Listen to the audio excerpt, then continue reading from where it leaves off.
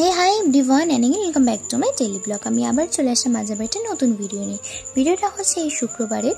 সেদিন আমি আর আমার মা চলে গিয়েছিলাম হাবড়ায় বাড়ির পুজোর কিছু কেনাকাটির জন্য। তো তেমন কিছু কিনিনি, সামান্য কিছু জিনিস কিনেছিলাম। প্রথমে মা চলে গিয়েছিল কসমেটিকের দোকানে কিছু কেনাকাটির জন্য, তারপরে আমি চলে গিয়েছিলাম ম্যাডামে, কারণ আমি ম্যাডামের ব্লাউজ পরি। তো সেখান থেকে একটা সুন্দর ব্লাউজ নিয়েছিলাম।